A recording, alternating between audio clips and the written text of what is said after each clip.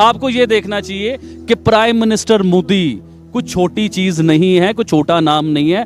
कितने बड़े मुल्क के वो प्राइम मिनिस्टर है, अवाम के मुंतखब वजीर आजम है वो, और दुनिया की सबसे बड़ी आबादी, दुनिया का सबसे बड़े लोग, उनके आप वजीर आजम को क्या लफ्ज बोल रहे हो और क्या आप कह रहे हो कि कभी अपने मुल्क को नक्शे में आपने गौर से देखना है। इंडिया के नक्शे के नीचे जैसे एक डॉट नुक्ता नहीं होता, नुक्ते की तरह एक मुल्क है, इतना सा मुल्क जिसे कहा जाता है। और आप किसके साथ क्या कर रहे हो? पंजाबी की एक मिसाल है, पंजाबी में हमारे यहाँ कहते हैं कि जात दी कोड़ किली तिश्तीरे नाल जफे, ये पंजाबी लोग समझते हैं इस चीज को। अब आप देखो कि आप किस आदमी को, किस मुल्क को, किस कंट्री को क्या बोल रहे हो।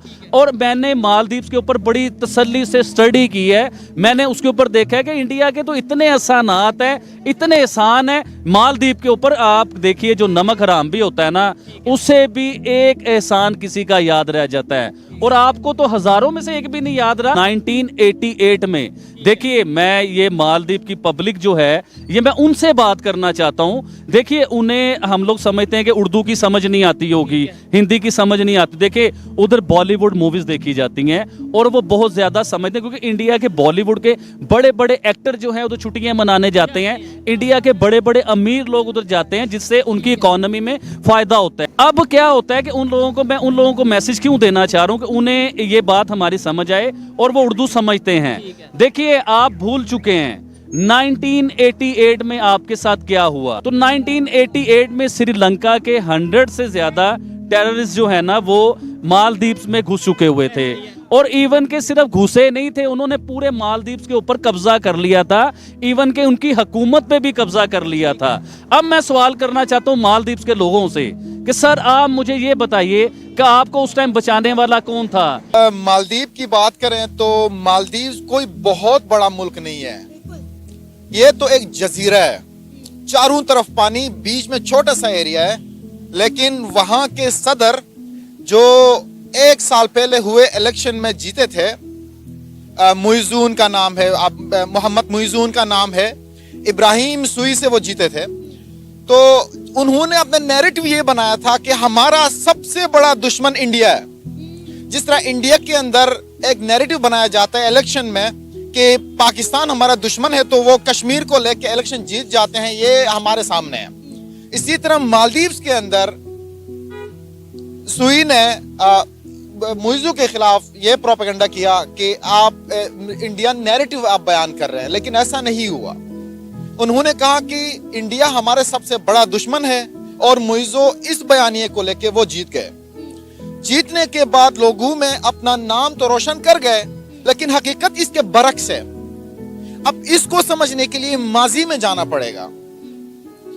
1988 के अंदर कू हुआ, तो सबसे पहले हेल्प के लिए मालदीव कौन पहुंचा? इंडिया पहुंचा। इसी तरह 2004 के अंदर सुनामी में मालदीव तबाह हो चुका था, बर्बाद हो चुका था, सबसे पहले कौन पहुंचा? इंडिया पहुंच गया। इसी तरह 2014 के अंदर आग लगने से पानी की किल्लत वहां पे आ गई, वाटर स्कार्सिटी आ गई, तो सबसे पहले वहां कौन पहुंचा? इंडिया पहुंचा। इसी तरह 12 घंटे के अंदर million of tons of water उन्होंने मालदीव्स में पहुंचा दिया।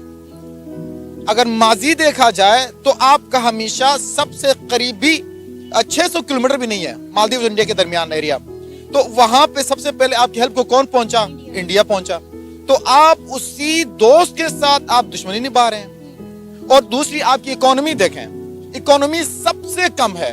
खैर हम तो, हमारी तो मालदीव से बहुत ज्यादा है, इवन हमारा कराची जितना शहर भी नहीं है, वो कराची जितना शहर भी नहीं है, लेकिन वहां पे टूरिज्म एक बड़ा बेहतरीन हब है, जिसको लेके मालदीव्स आज अपना नाम पूरी दुनिया में मनवा रहा है कि भाई देख हमारी टूरिज्म बहुत अच्छी है।